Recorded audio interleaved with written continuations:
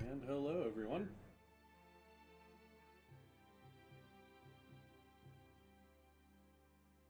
Let's get started. There we go.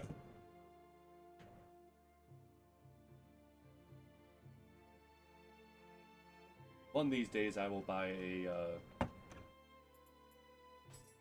I will get one. Sir?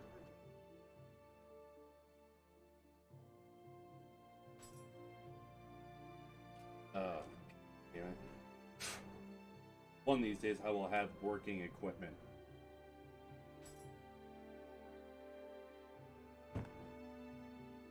Can you work?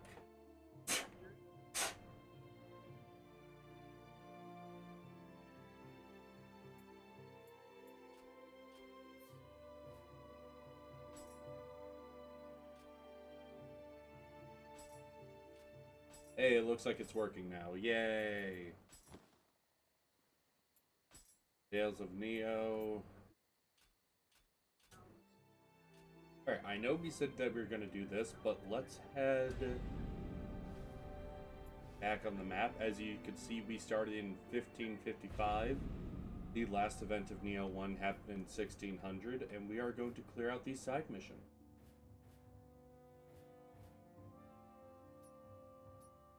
Starting with this.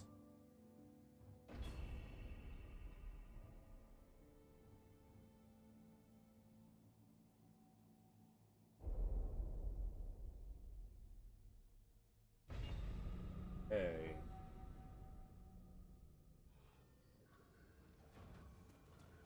I forgot to change my equipment. Oh well.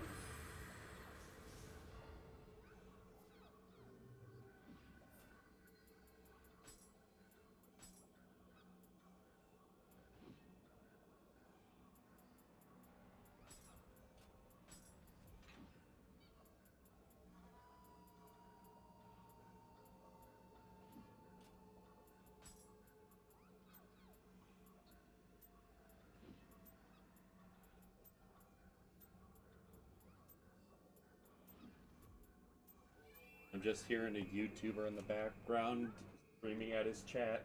I don't know where they are. Oh, headphones are right there.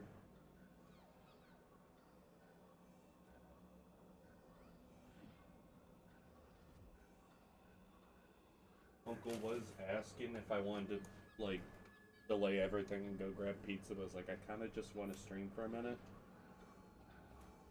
Maybe it'll be a shorter stream, who knows.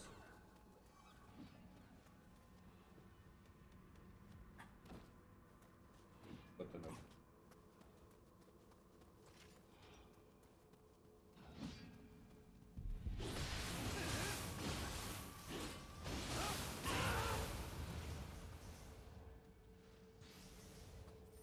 Spirit Stone.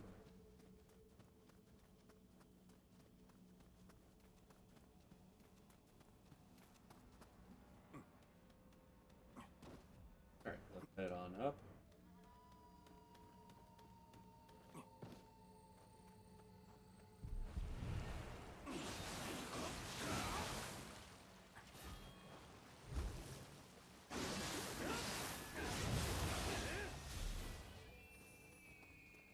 Can't wait to make it so my combos actually get better.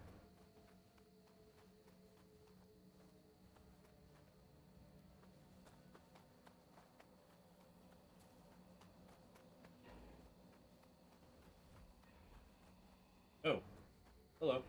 藤吉郎がうるさいから来たけど、私はこの辺りを。何よ、あなた。Hey. 言っておくけど、慣れ合うつもりはないから。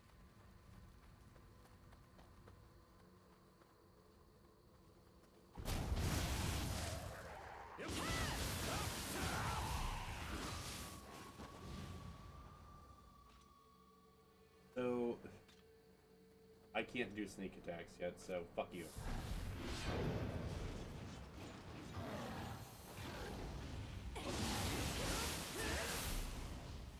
Headset.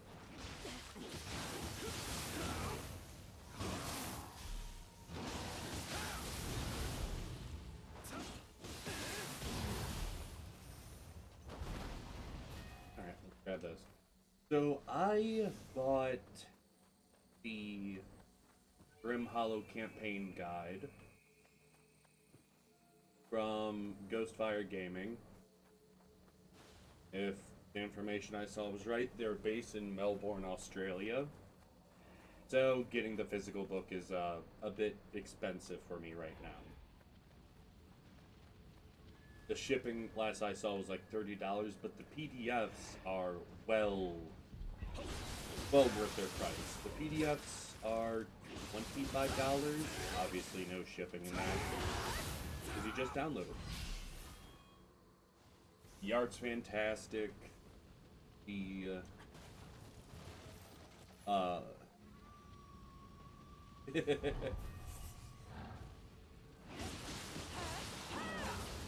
shit, I almost died.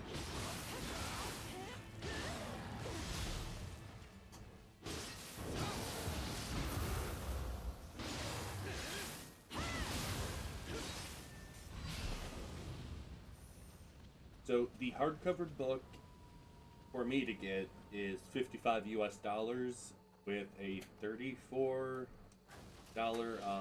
shipping and handling fee. Not sure how long the actual like shipping time would take in that.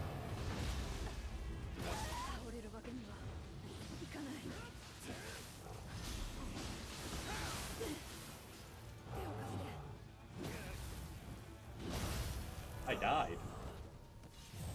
The book itself is a third-party edition for 5th edition, Dungeons & Dragons, and I really, really like it. It covers up it goes over how to set up a campaign for...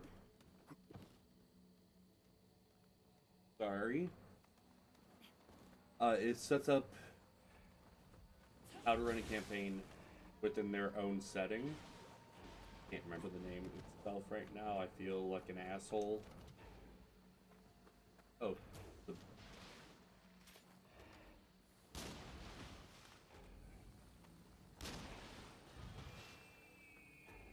and the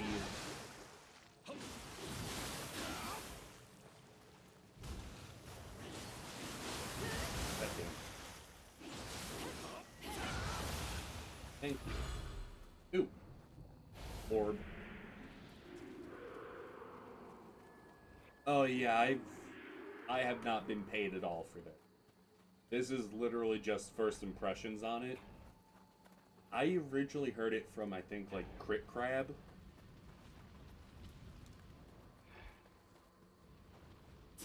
And the campaign, or the book itself is actually very wonderful. Please die.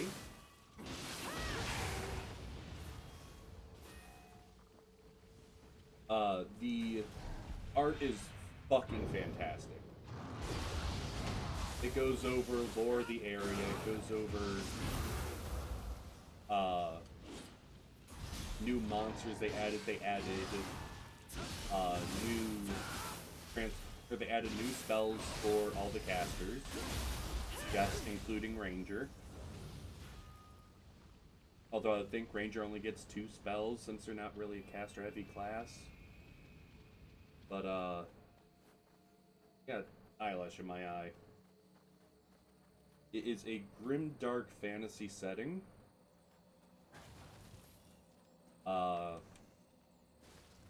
And they have it set up where a lot, and I mean a lot of it, is just a flat out mystery. You don't know a lot of what has happened in the plane because they leave it up to you.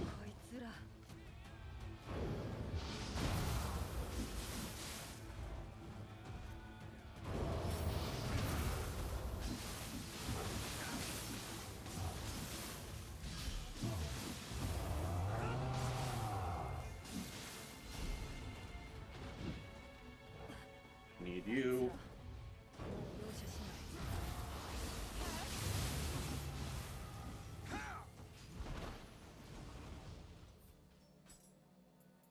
That was actually kind of intense. Hunter, Switchblade, Seething Dragon, none of those are better than what I have.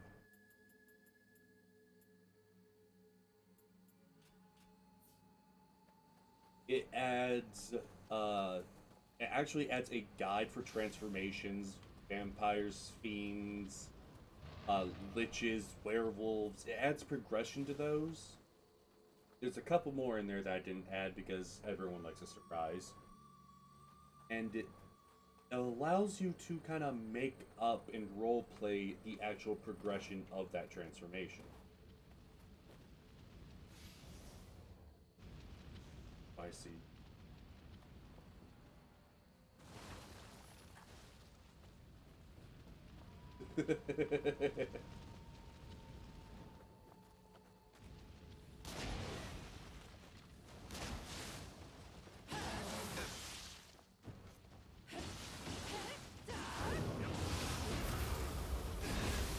Die!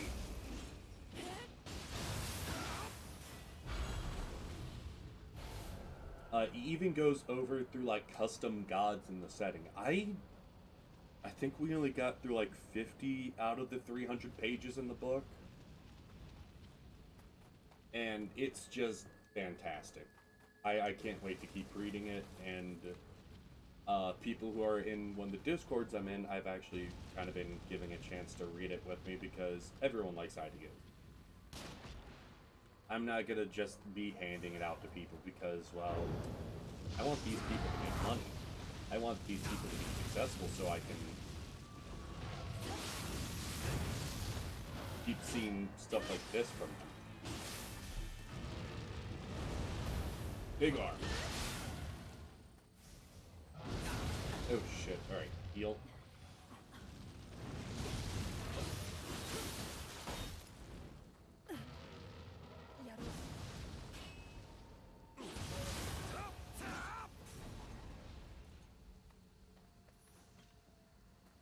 The like honestly just look up Grim Hollow trailer on YouTube and you'll get a pretty damn good cinematic. It's beautiful. There's a lot of mystery in it too. It does not tell you everything because they want the DMs and the players to kind of make up their own lore to have this place evolve based on oh shit, that's a heavy hit. They want this place to evolve based on what people want out of it. It's a grimdark setting, but does not have to remain grimdark. You theoretically could make it a very lighthearted campaign in the setting.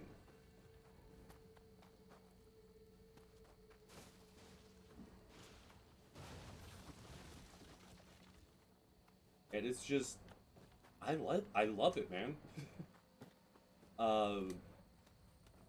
It also has something that a lot of a lot of other materials don't, which is curses, and it goes into details like how the curse manifests, what causes these curses to actually activate, and has fairly punishing end results. It's it's very interesting how it progresses because it's not all instant. And it could either be relatively short timing, or it could be less than a week and the curse sees its fruition.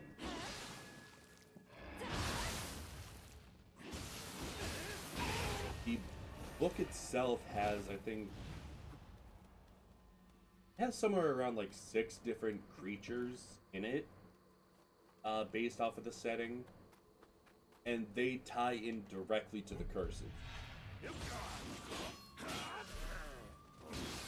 And for any GM who's worried about they might be too powerful and might break the game, you the lowest level one I saw was level 8, or not level 8.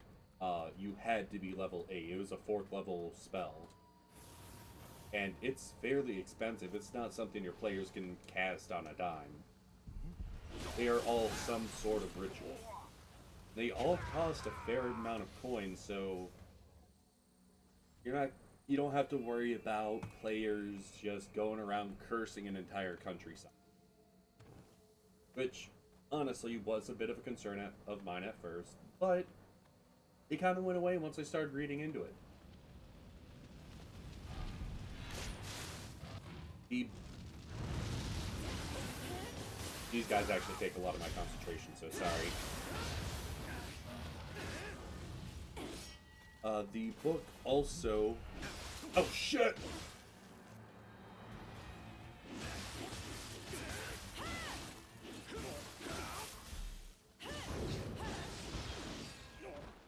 Okay. The book also has variant weapon types. Like, you could...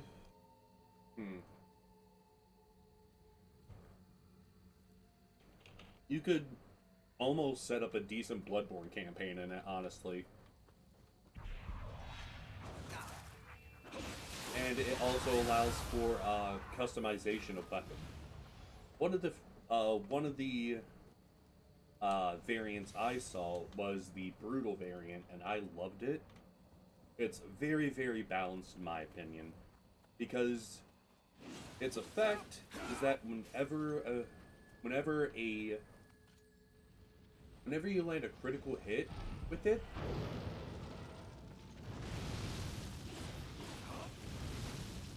are you done having your zoomies, sir? Apparently not. Fuck you. Double fuck you.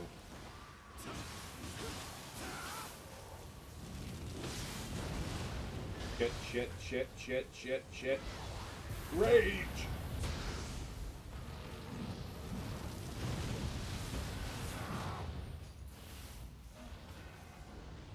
So, the effect...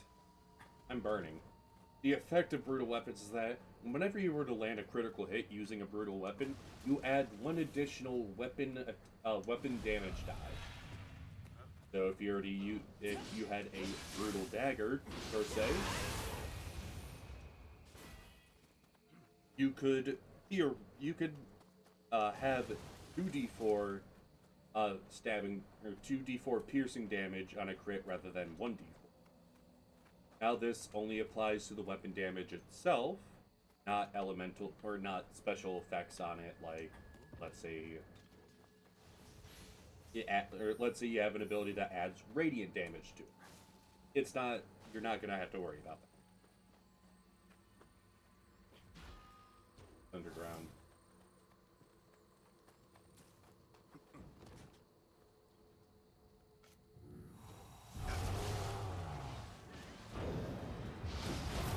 And it's fairly balanced in my opinion, just because it only triggers on a critical hit, on a nat 20 to hit.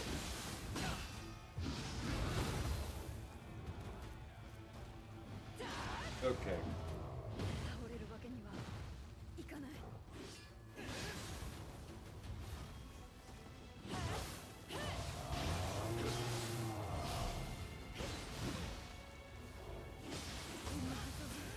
Here we go. I have no healing items whatsoever.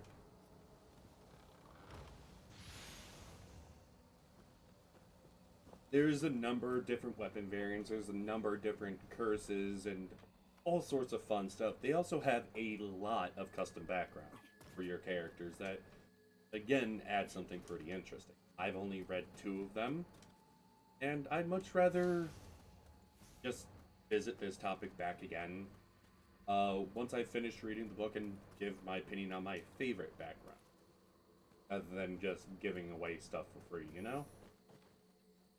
Like I said, I want these people to be successful because I want to keep seeing stuff from it.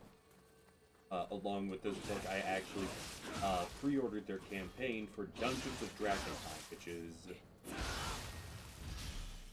another...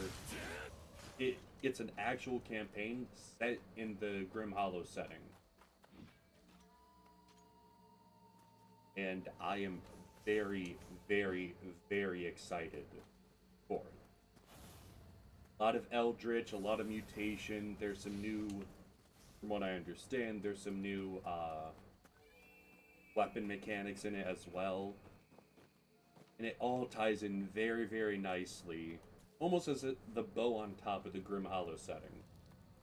Grim Hollow also has their Monster Grimoire and Player Guide coming out in the spring. I believe the Monster Grimoire comes out in May, although I think the Player Guide comes out in June or August of 2022. It's a bit of a wait, but it's all crowdsourced. It's all through Kickstarter.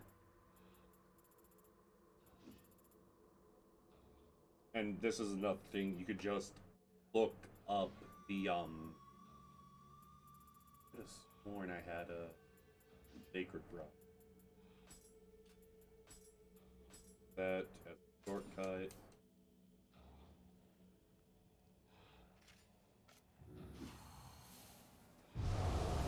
Spelled it.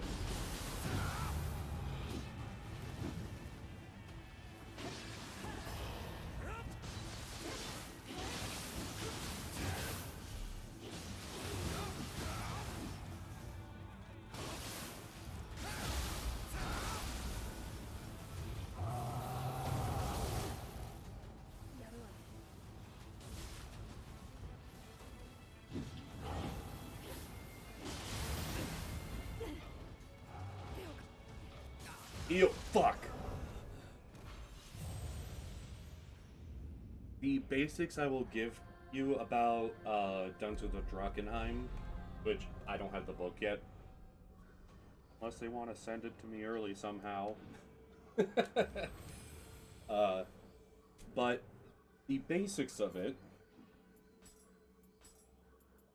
is that you are exploring the Kingdom of Drakkenheim, a grand city that was destroyed during a starstorm. You could think of it as like an eldritch falling of sorts. Just meteors raining down on it, and it started mutating the city, or rather, what was left of it. The city itself started going wild, and power struggles of the survivors soon ensued. Oops, I forgot to check the thing. Let's sell stuff. I want levels.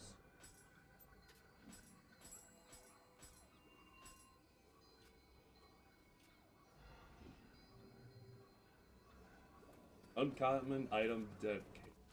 Okay. The Kickstarter for it is actually still ongoing, and I think that is due in April 2022. I have that one pre-ordered and ready for my wonderful players to I'm gonna be viewing a bit of it, like some of the player options in it, some of the new mechanics in it, to see who's willing to do it. Because I know that kind of campaign isn't for everyone.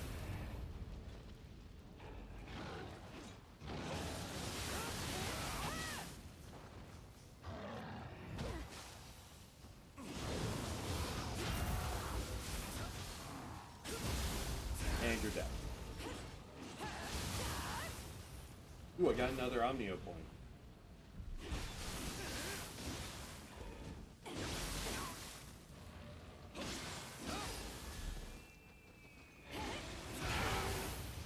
Beautiful.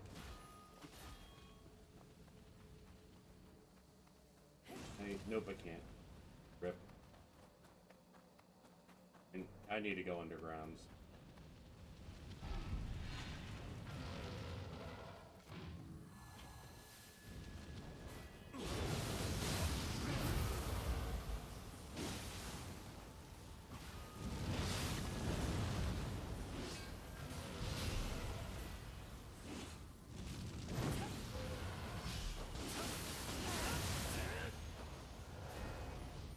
Okay.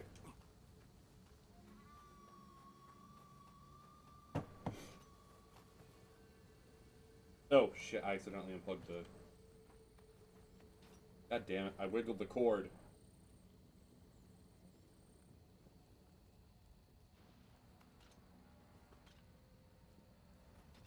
God damn it. So finicky. Okay, dodge and attack are working. That's good enough for me.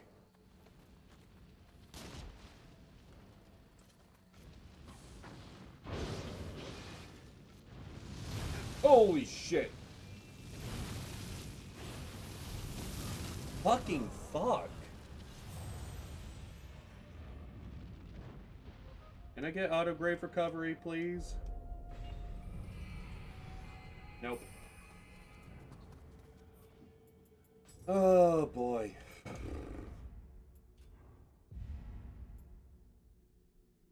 I have nothing else I can invest in.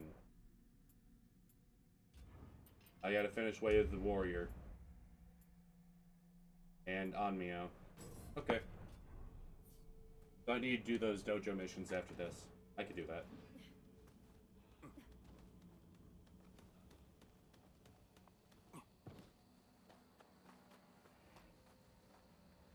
I'm honestly really excited to just keep going into this setting because I love horror.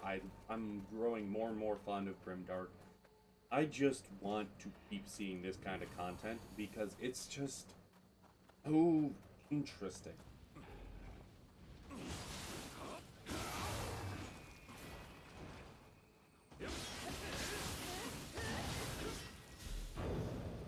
Nope.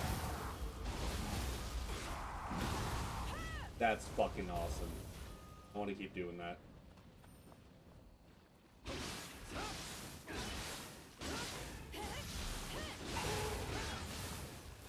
I will take it.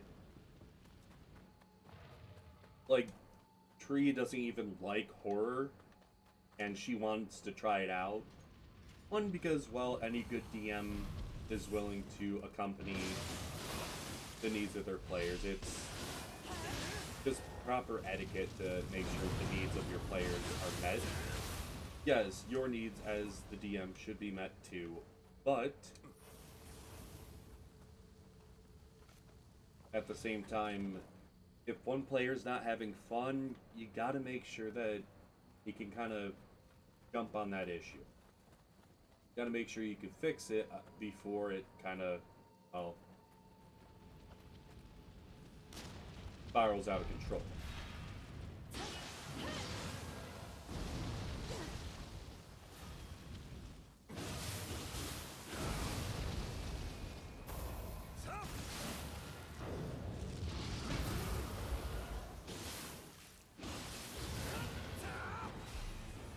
There. Heal. I want to go down here. But a lot of the concept in the Grim Hollow book is actually very open to interpretation. There's a lot that you and your players, or you and your GM, can actually just look at it and say, I kind of want to change this. I want to tweak it a little bit, and I want to help out. A major focus of the book itself is making it not only accessible, but open to people changing it. People modifying it to what the group needs. And it's something I will always love to see in supplement book. One more? There we go.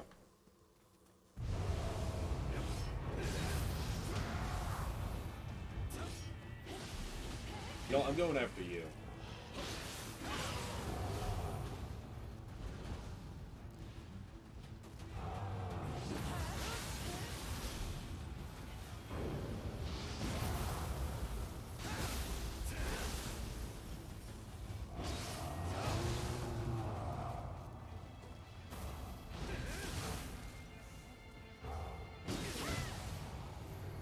There we go.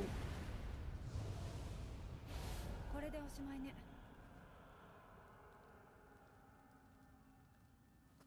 I got a soul core too.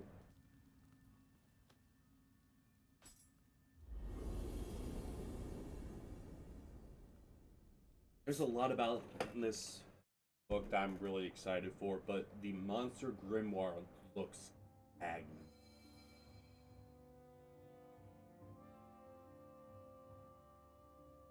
I think they say that the Monster Grimoire has somewhere like 400 pages of material. And I'm very excited.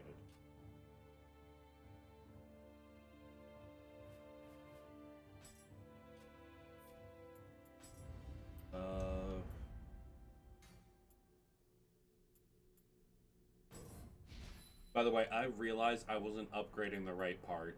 This is for Phantom, this is for Brute. I'm using Brute, not Phantom. Not a big fan of Phantom. Anima Charge is very useful. I'm going to use Nioh Power and Key Recovery Speed. Damn.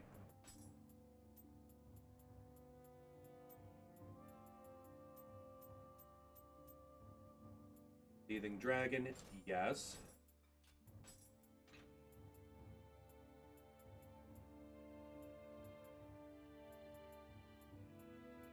Officer Spear.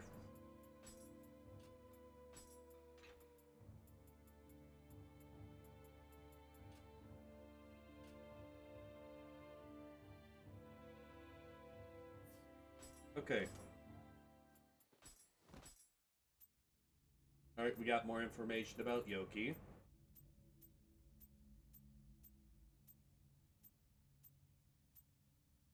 Alright, we got information about Wheel Monks. Ooh, we got more. Lesser Umibozu.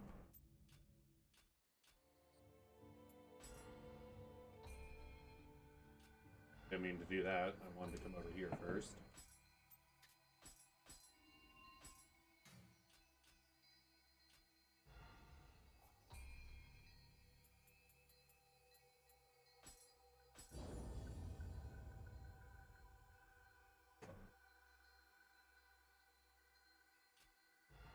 And that's another thing I look heavily into what my potential players can and cannot handle, and this is it's why I want to look deep into the possibility of these, to look through the campaigns themselves, through the lore, through the books, and really just keep an eye out for things that could be a potential issue. And this Tria's issue could ultimately, like many things, be resolved at a session 0 before anything even happened. Before any kind of problem rears its head. And you can really just stomp this shit out well before it even starts to become a problem. Like, honestly, if you are new GM, you are heavily going to be recommended by many people who keep having session 0s before you actually start a group. If someone's joining late, have a session 0 with that person. Give them an idea of what's going to happen. Help them build their character. Go through the ideas. Maybe give them an item or so to help them catch up if the rest of the party has magic items.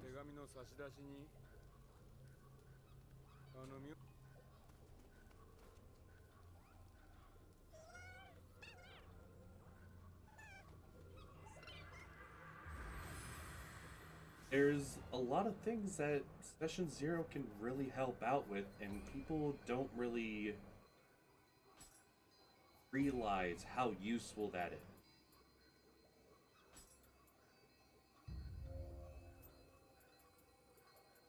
Resistance is poison and paralysis.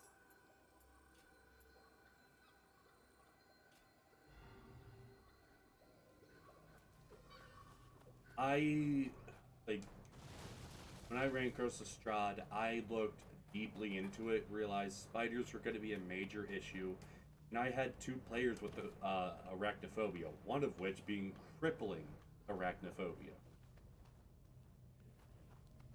Some people are gonna laugh it off, say, well, they should be able to handle it.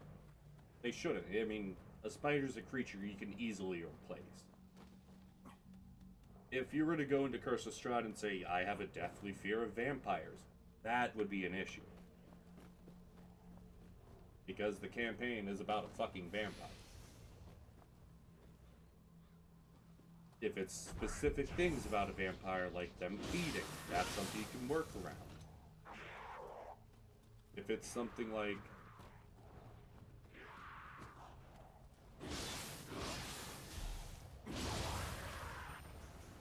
If it's something like people losing player agency through charm spells or other mechanics, that's something you can change. You are allowed to talk these out with your players and GM and say, hey, this spell is going to cause me severe issues.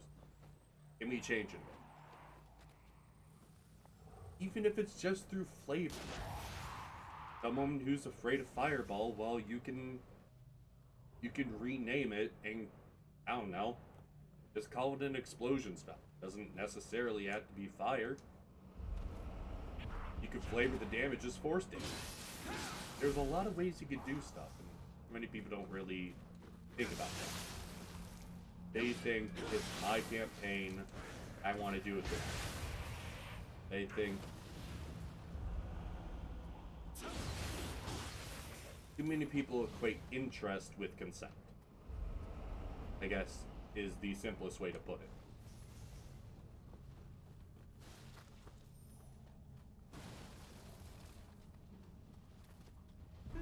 Oh! Shit. I have that. I'm dead. I'm dead. Yep. Very dead.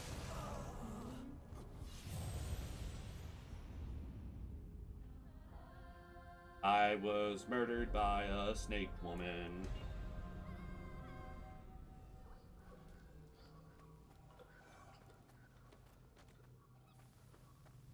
There it is.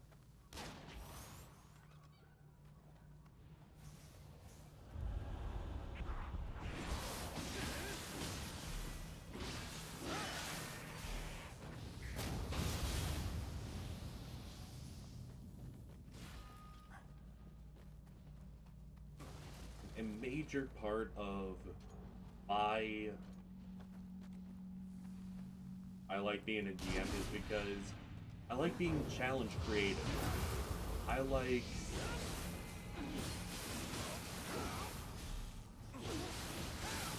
sorry, I want to kill this guy before he kills me. Ooh. I like being told, hey, we have this issue in the lore, my character's supposed to be in this city, yet somehow they ended up over here. Or, oh wait, Sudama. Gotta give Sudama something.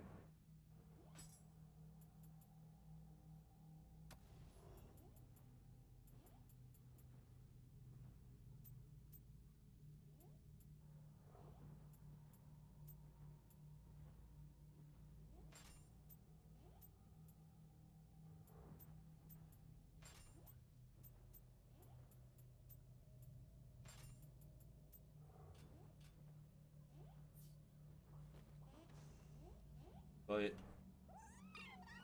I want my players to help build the world. As much as I crave seeing the players blossom on their own, I like to be involved with the bullshit that happens. I just kill you by throwing bombs at you.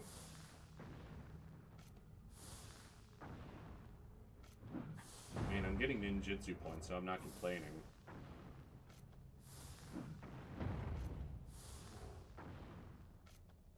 I don't think he can get up here.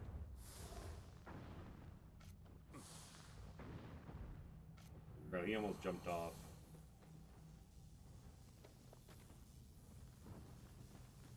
There?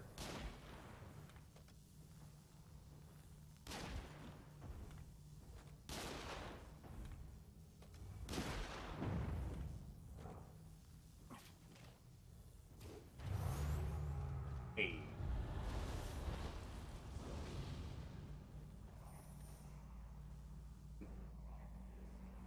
I really do love seeing the players make the world like multi-dimensional.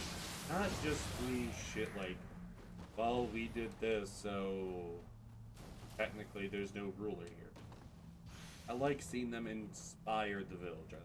I like seeing them flush out their character through roleplay. I love these small interactions that we get to see just from players playing. And it's one of the key reasons why I will never strict player agency. Oh no, players found a way to one-shot my big bag evil guy because I forgot a technicality in this rule and that they have this ability. Okay. I'm not going to punish my players for what's ultimately a short sight on my end, you know?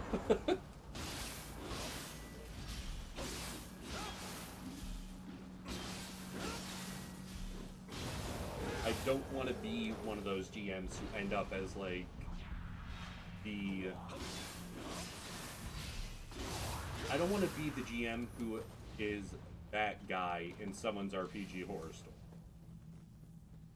I want to be part of a glory story. I want to be part of someone's like most memorable moments in a TTRPG.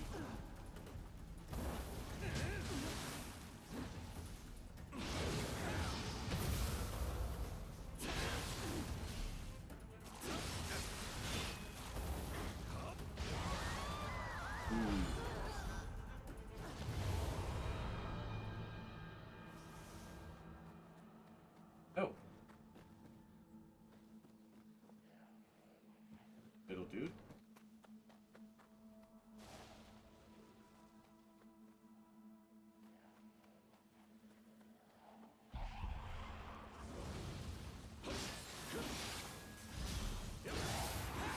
Shit, anyone who has seen my Curse of Strahd campaign, you would very quickly realize I fucked up a lot in that campaign. Whether it was balancing fights or going through the encounters and realizing, shit, I have nothing to prevent these players from just paralyzing him and stabbing him in the kidney 15 times. I fuck up, I fuck up.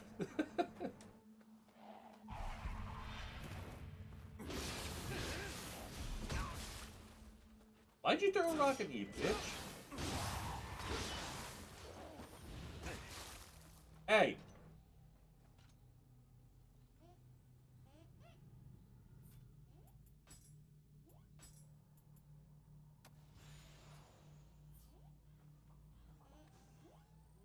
Let's see what you give me.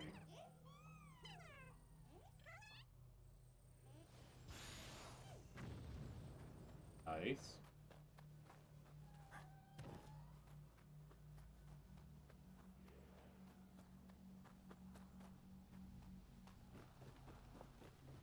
The absolute greatest moments.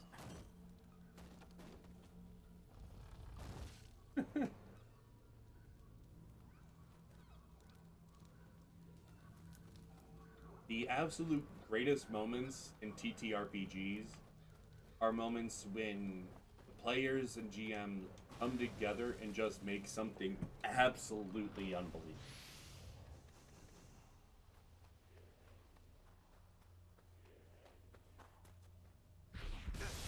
The moment a GM says, "What the fuck, guys?" you know that moment has grand potential to make something amazing. Oh, Scampy! We got a Scampy! Hi, Scampy.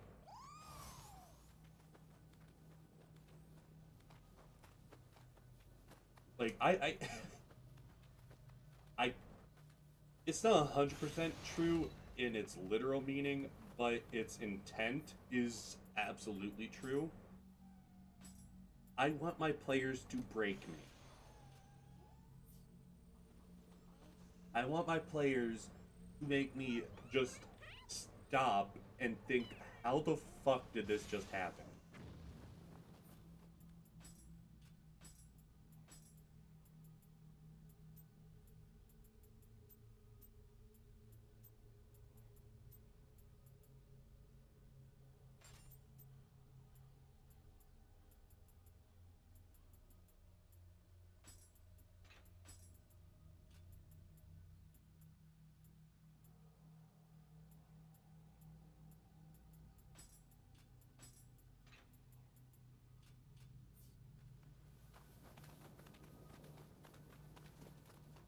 And it's a very big part of who I am as a GM.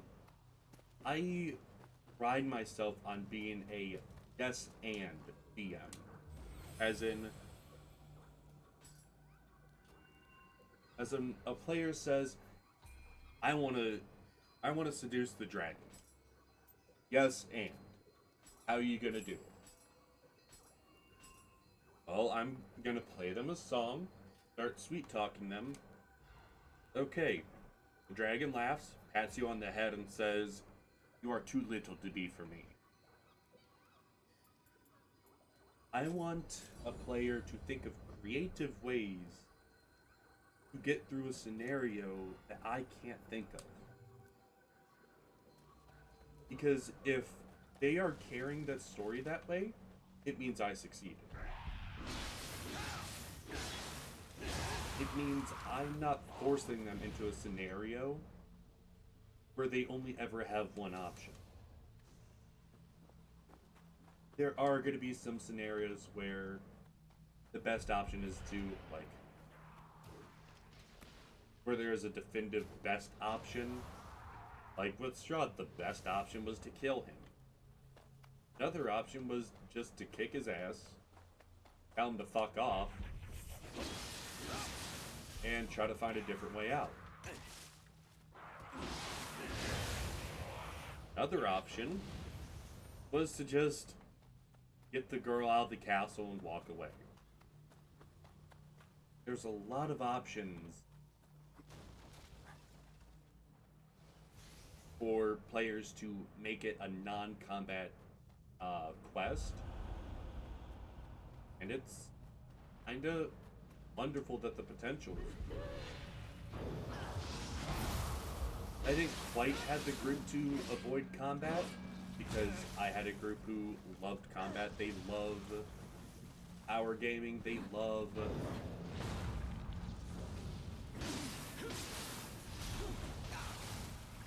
facing the great evil. Alright, I'm just gonna chuck bombs at her. God damn it.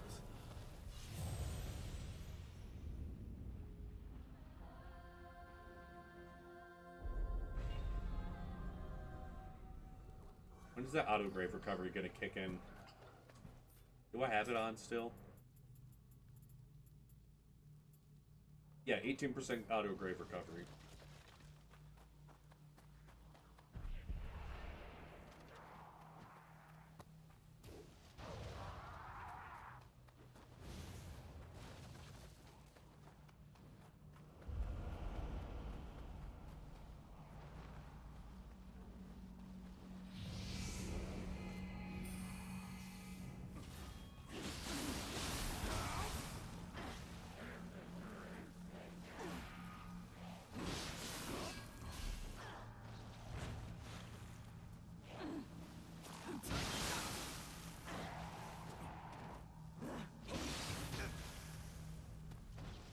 Heal.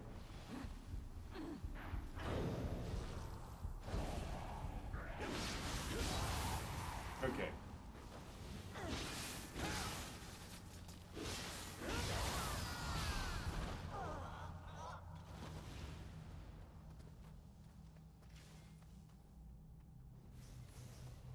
There's...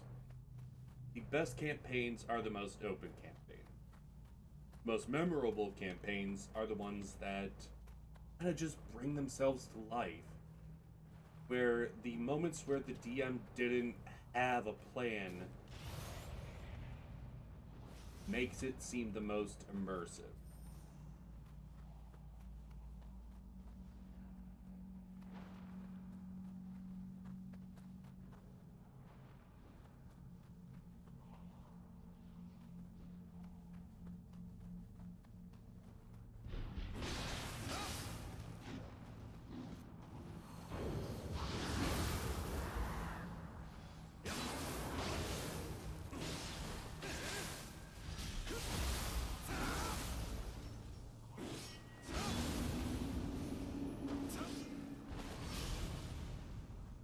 And my final goal for any game is just have it be fun, have it be memorable, have it to be something where your players feel like they mattered in some way, even if it wasn't them being the strongest or the smartest.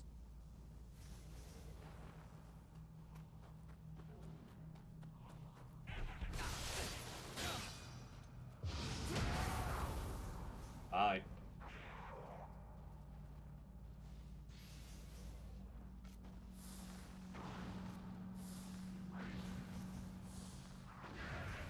Bye.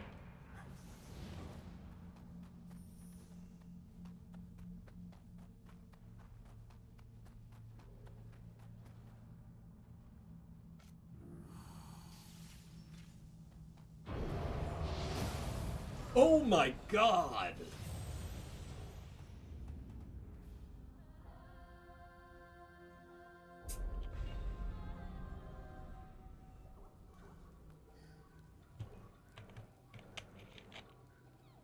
I got fucking demolished. Do I have any? I have a summoner's candle.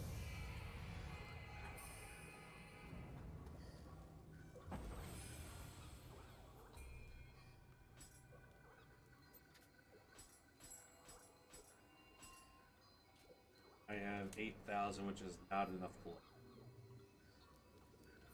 But I do have this.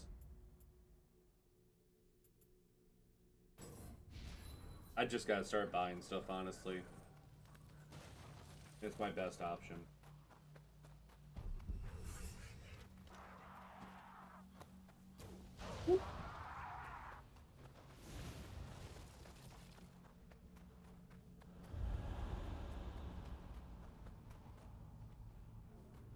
Alright.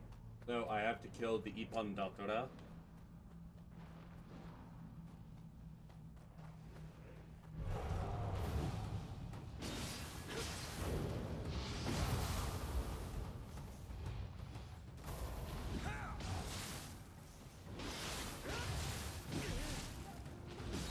God damn.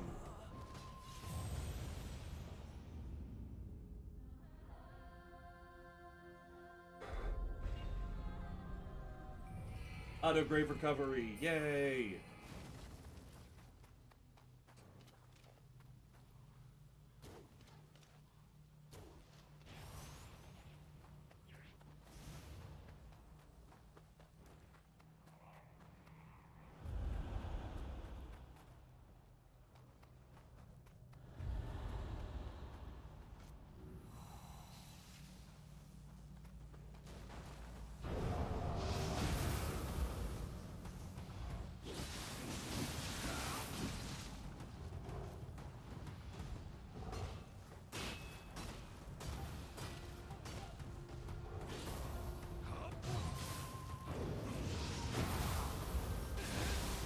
Die.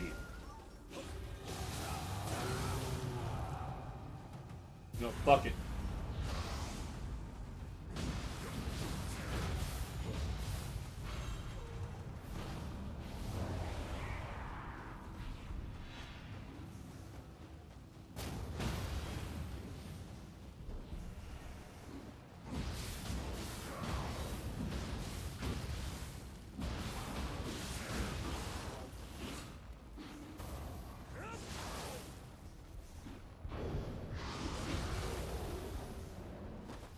Alright.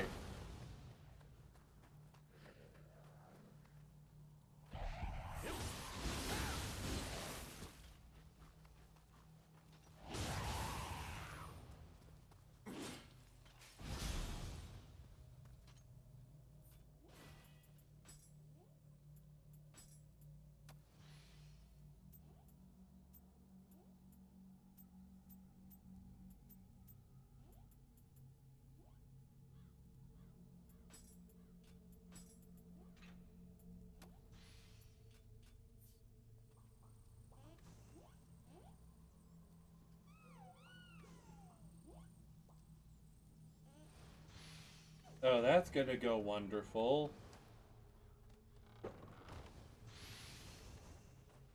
Xenagos, the pretty much the jackass who started almost all the current issues in Theros. Yeah. That's gonna go swimmingly.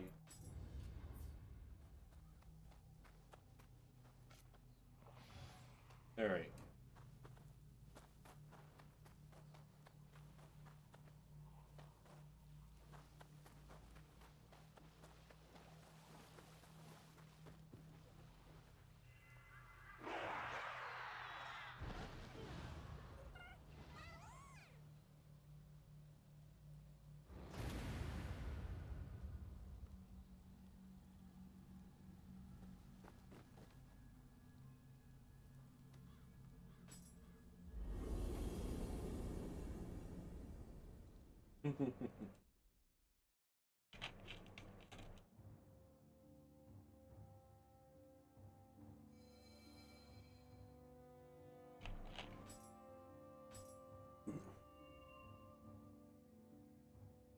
uh,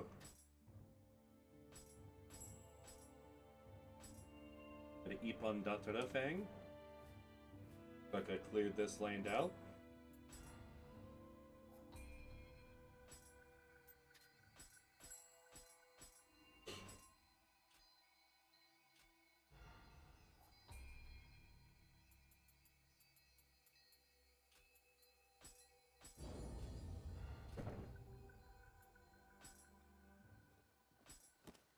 Ooh, I can have a Sudama.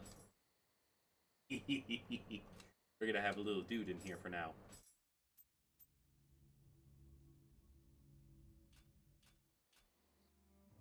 Alright, let's do the dojo stuff. So we can get more abilities unlocked. We're still only 8 followers away from me being able to make that final affiliate push, and I'm very excited to get there.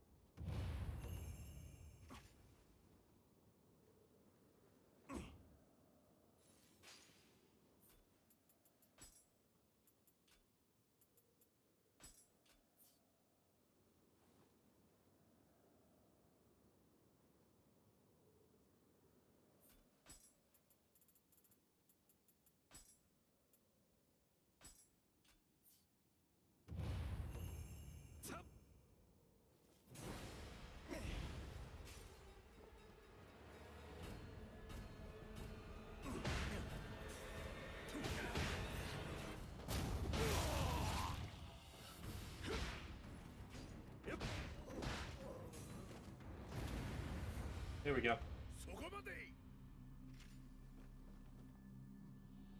What's up? Huh? Ah.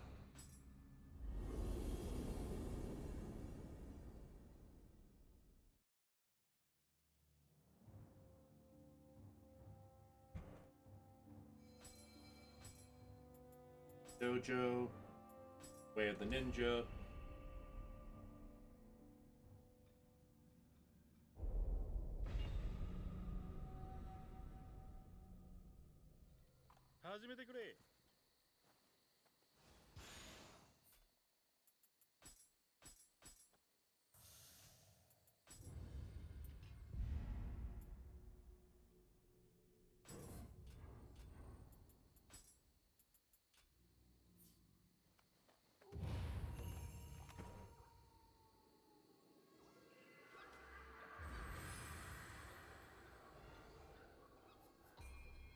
Ready Jutsu.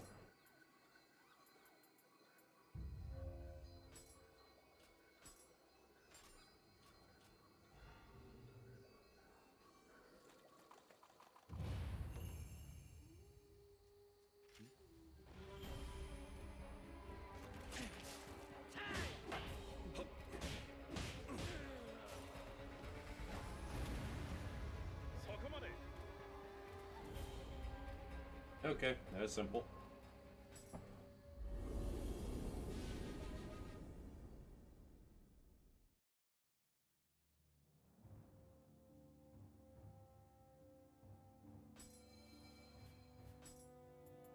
Dojo and Way of Nioh.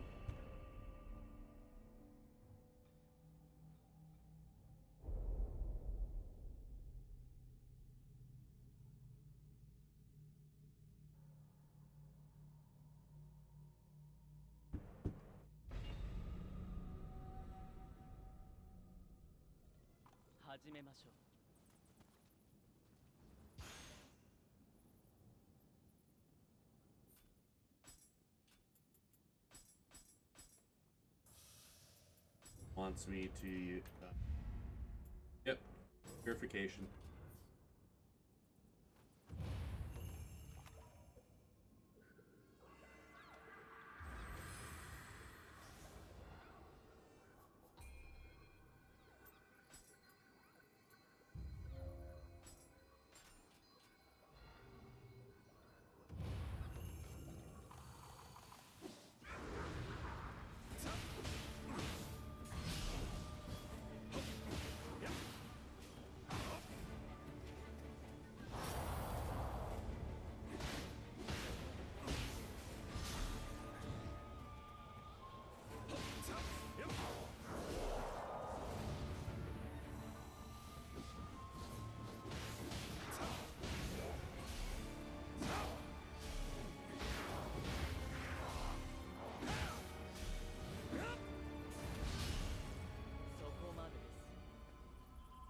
Here we go.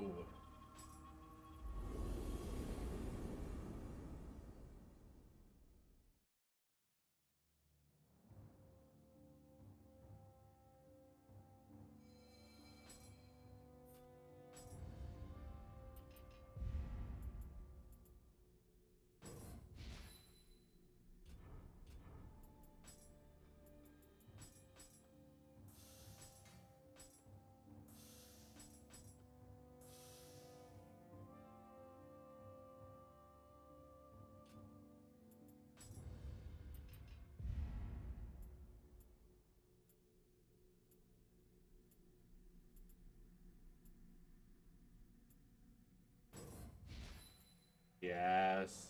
One more on Nioh point, and then I have Sloth.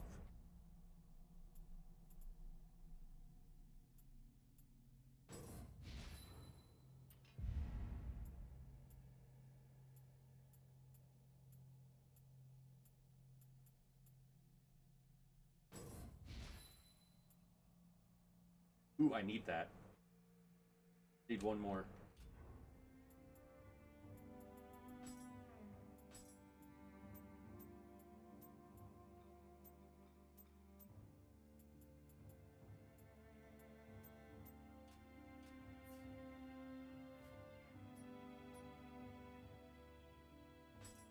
The greasy hunter.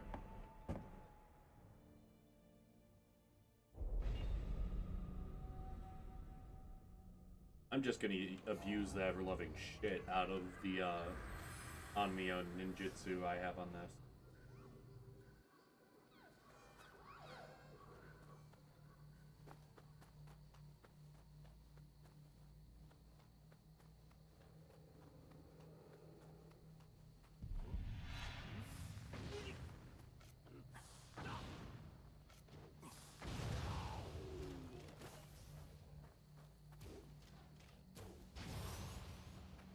There.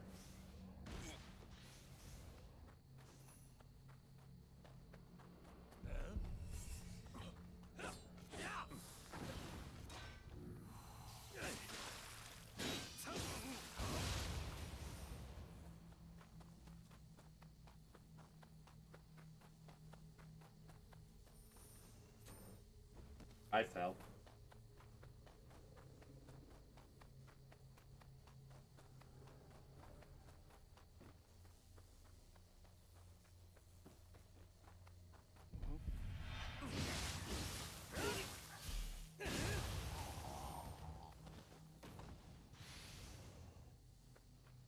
I got more Choco Cubs.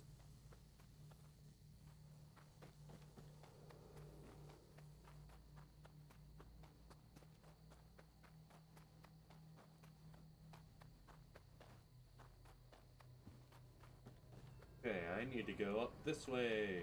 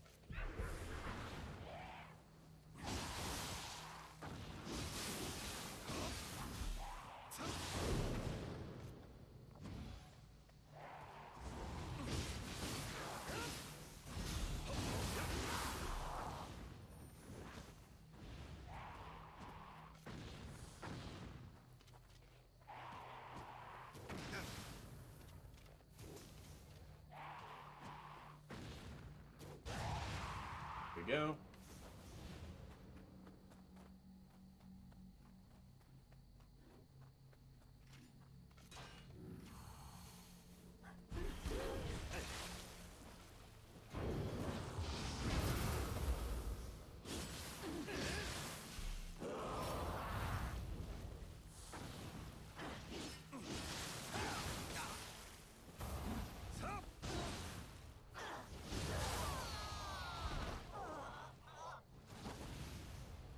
Okay.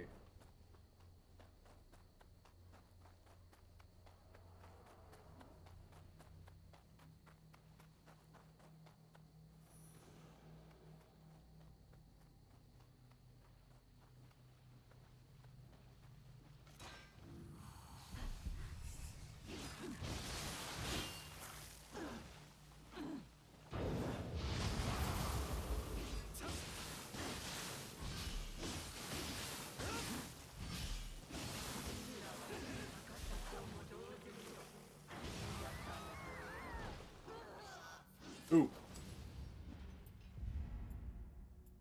We have Sloth Talisman.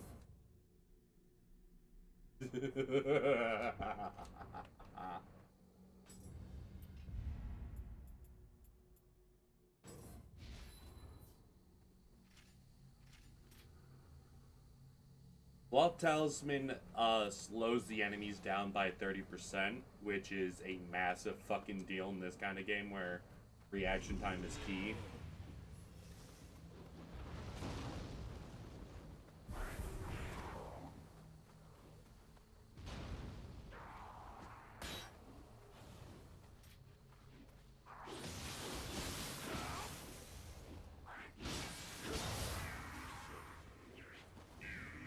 Ooh, it's able to communicate with me now. Awesome.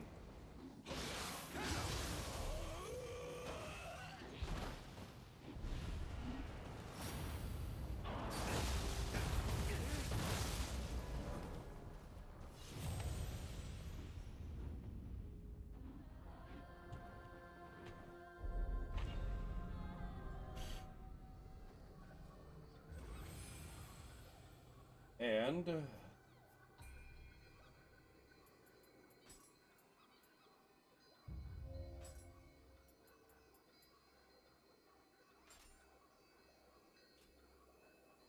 there we go. Sloth Talisman is going to make every single fight from here on out easy.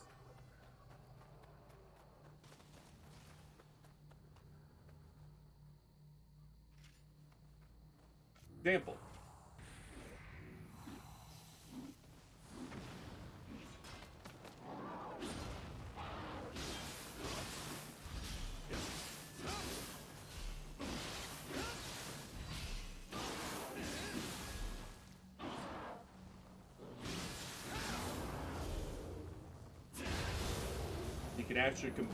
You can actually combine the slowing effect of the Sloth Talisman with the slowing effect of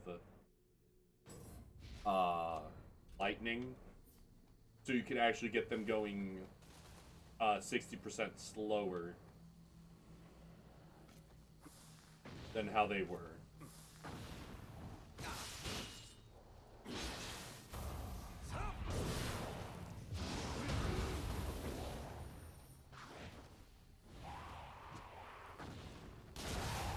Boom.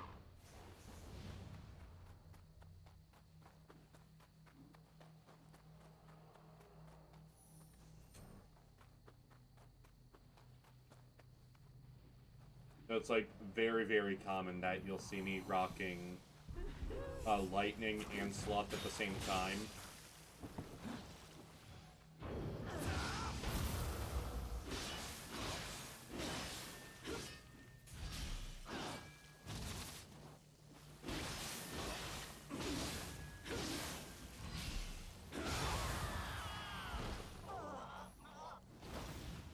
Is just slowing your enemy down in this just means the world.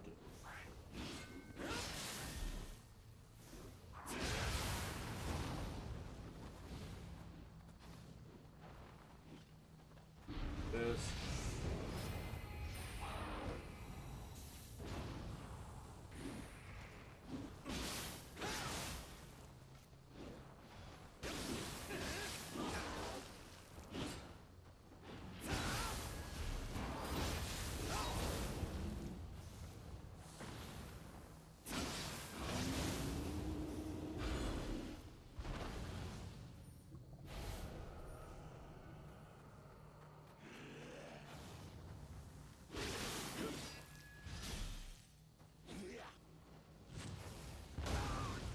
Oh my god. Shot me out of the air.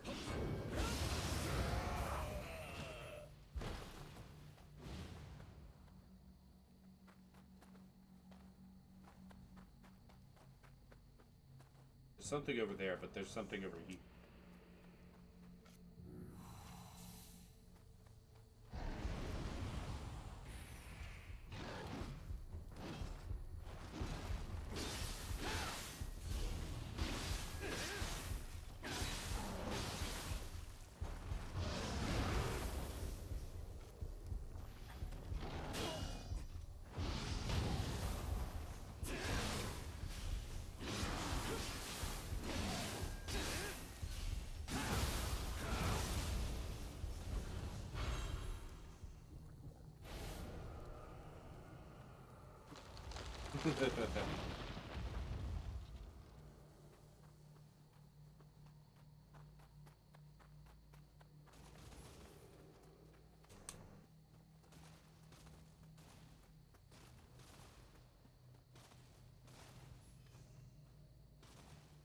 Ah, shit. At least I fell on the right side.